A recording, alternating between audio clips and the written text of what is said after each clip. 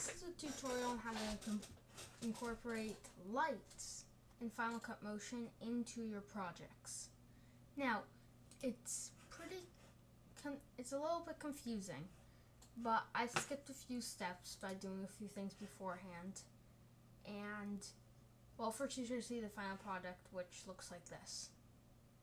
Set, go.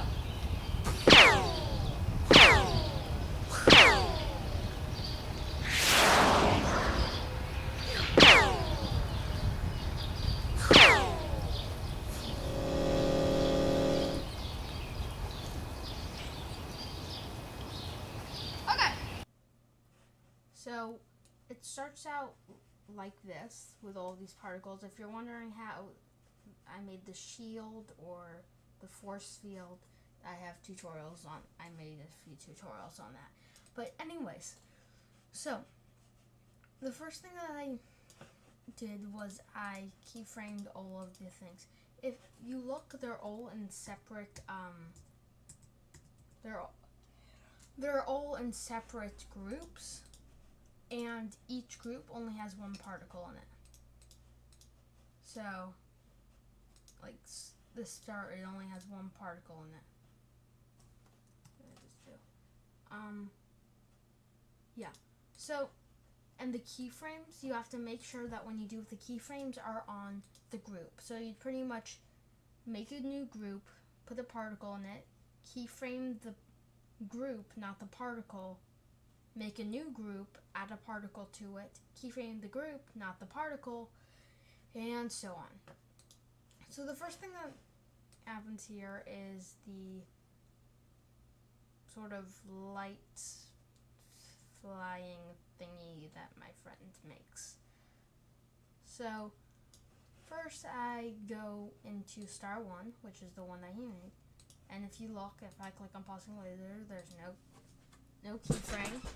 And then I go to object, new light, and see lights aren't actually meant for this, so they sort of doesn't work that well. So first thing, you know how in the beginning of my video it sort of dimmed? Well, I shot this in daytime, so I want to give it a nighttime effect. So I make a light at the top, go to inspector, position it about up there. Make sure it's on point. If you put it on ambient, nothing else will work, which is sort of annoying because it gives it sort of like the idea that all of the light's coming from a point at one point. So just put it at like a point like right there, and then go to star 1.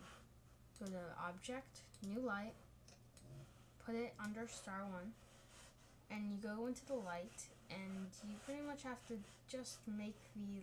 Sorry about what just happened. I just sort of accidentally did something. You have to make the light the size of this. So if you see, it's moving in the same pattern, but it's not in the right spot. So move it there, and now you can see how it's sort of following the streak. Well, it's not perfect, but can adjust it tiny bits, but I mean really it's a light, no one's going to notice. So right now that's coloring, doesn't seem right. So I'm going to go into here, go to color, and I'm going to turn it to red. And now you see it sort of goes through and shred. And now I'm just going to do my shield, like I'm sure you get the general idea, but just so you can see what it looks like when it comes together. So I'm going to go in, oh, and just so you see, like see how here it's a sort of, like not here, but in other things it's all of the sudden. So you might it seems all of the sudden that the light appears. So you might want to like the particle takes a while to grow. So you might want to keyframe the intensity of the light. So like maybe go into the light and so make a keyframe so that the intensity is all the way off, then comes on quickly and then goes off quickly, so it doesn't seem instantaneous. But yeah, so like change it down to here so that grows to that.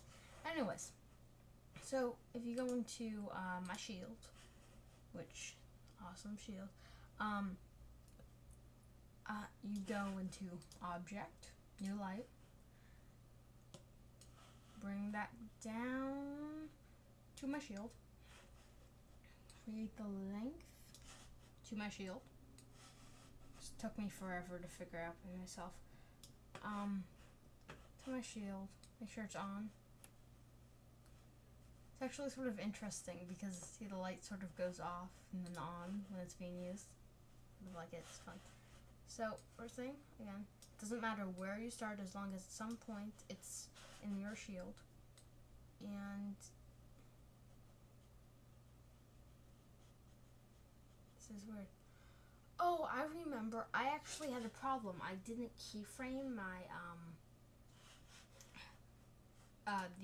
group. I didn't keyframe the group. I keyframed the shield. So as you can see, halfway through it doesn't seem to work. So what I'm going to do is, this is actually a quick fix because it's a drag to while doing it, is go hit the keyframe and just going to create a keyframe. Just maybe like a properties position, turn it on and off. So you get a keyframe. When it goes down, right before it goes back, when it goes down, bring that there, and then should work pretty well. See, it's not perfect, and you'll have to play around with it if you do make this mistake, which I hope you won't. And then it should work. So I'm going to go into my light.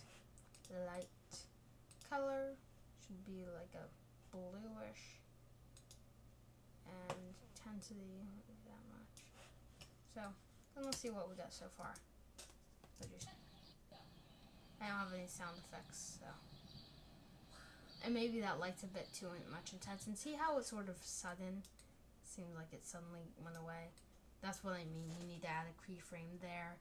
And because I have extra time, I will. So I'm just going to turn the intensity down on that.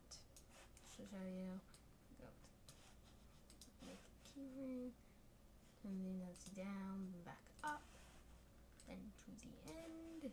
And turn it down to 0. So then let's see what we got again.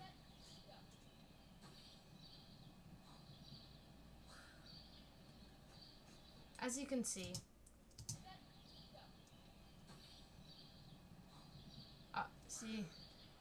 no. Adding lights just makes your project cooler, easier, and well, definitely not easier. More realistic, and it's just cool. So if you don't understand this, it's pretty it might not be complicated. I might just think it's complicated, but it seems pretty complicated to me. So if I didn't do a good job with this tutorial, leave a comment and tell me, because I'll make another one, because I'm not sure whether I was clear enough on this. Okay, so let's go and stop capturing now.